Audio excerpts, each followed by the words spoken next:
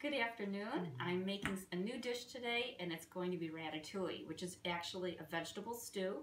I'm making this vegetable stew. You could make it on the stove top, but I want to make it a little pretty today, and I have company, so I want my dish to look good, not just for me, but for them. So what this is, I'm starting with potatoes, onions, zucchini, and tomatoes, and it's a nice, very thinly sliced garlic that my son helped me with. It was nice. I had a sous chef today, and I was able to press him into service, and he helped me get all my vegetables sliced for the video.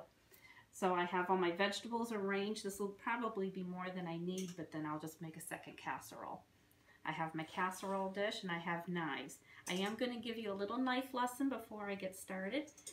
I want you to see the difference when it comes to cutting vegetables on knives and why it's easier. A small knife like this is your paring knife, and this is nice when you have to do trimming.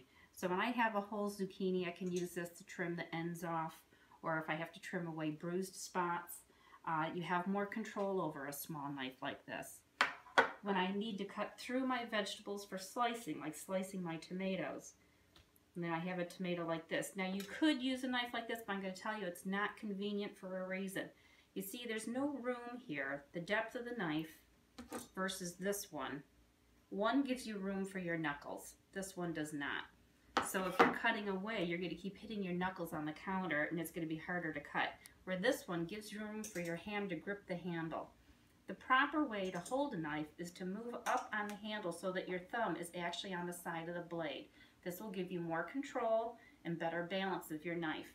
Your arm won't get as tired, which you think, well, that's a little thing, but you know as well as I do how much cutting of vegetables that we're doing. So it's best to use it properly, and you won't fatigue your wrist, and you'll get it done faster. So you'll just hold it this way, and you'll just cut down and through and down and through. Yes, they're all cut already, but you get the understanding of that. So in order to make this dish, I thought, I've never made it before, but I know all these vegetables work together. I'm going to start with the sliced garlic, and I'm going to spread that all across the bottom. Real thinly sliced, which is really nice. You could use minced garlic if you want. I was being very picky today with my son, and I said, no, I want everything sliced. And I don't know, I just thought it sounded best that way. So we have the sliced garlic in the bottom. I'm just covering it with a nice layer of that. I think the reason why I wanted it thinly sliced is because I know for the baking process, it's going to be harder for it to get baked through at the gentle temperature that we like to bake things at. And I am putting hippo soup in there too. So really it's going to be simmering. It's not truly going to be baking, it'll be simmering. It'll be oven simmered.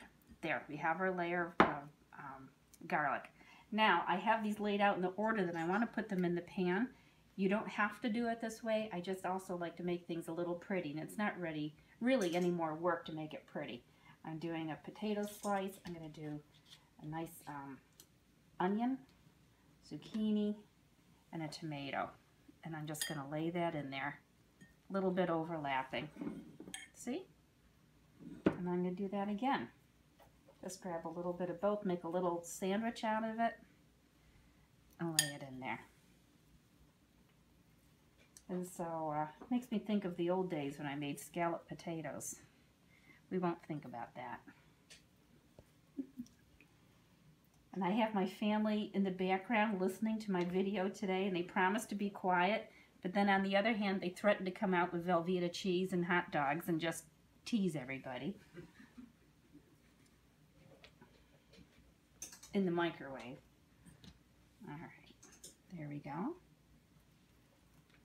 You can see I'm going to have plenty of vegetables, so I'll be making probably a casserole for the family with this, and that one I will make with non-Gerson ingredients as well. There, now that looks really pretty. And I've got my fresh thyme on the counter, and I'm going to add some fresh thyme to that. I think that'll just be lovely and tasty.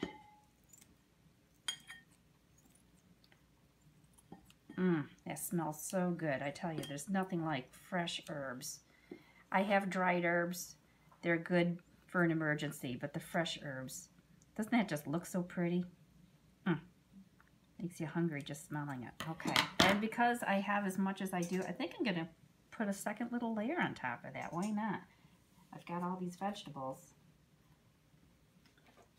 Well, this is the first time. It's a bit of a learning curve, but you know me, I'm a little bit adventuresome and it's fun to try. It's still going to taste good, right?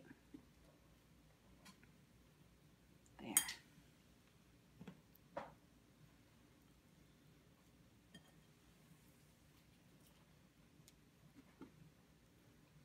I know after the soup video, everybody wanted me to come over to their house and make soup. Well, you send me the plane ticket, I'll come over. We can have casserole. Better yet, you come here. How's that? I'd be happy to feed you. There we go.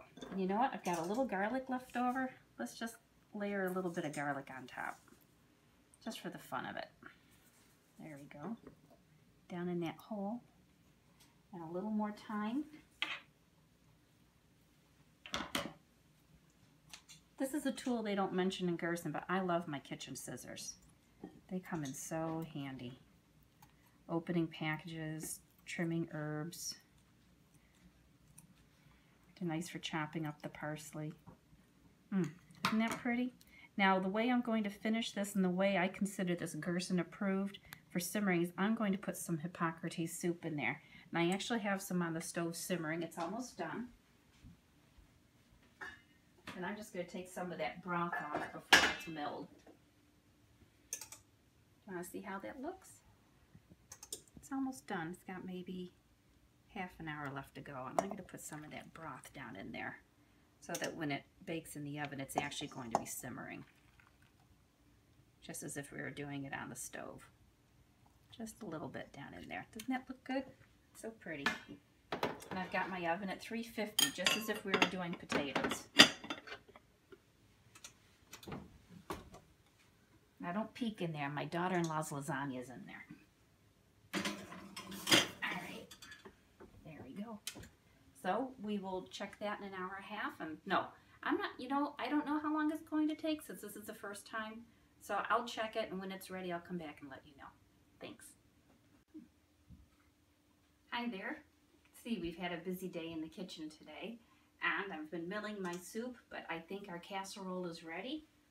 I checked it after 45 minutes, and the potatoes were still a little uncooked, so I left it in for 15 more minutes. I'm quite sure it's going to be done. Look at, oh, it's simmering nicely. I should see there how it's bubbling.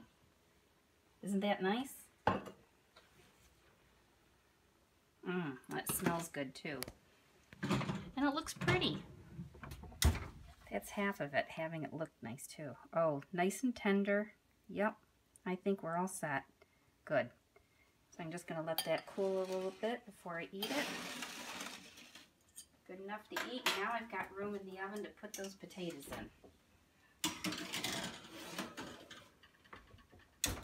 And I'll set the timer for 45 minutes for that.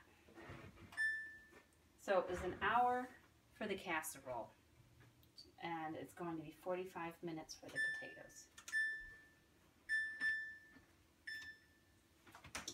All right, we're all set.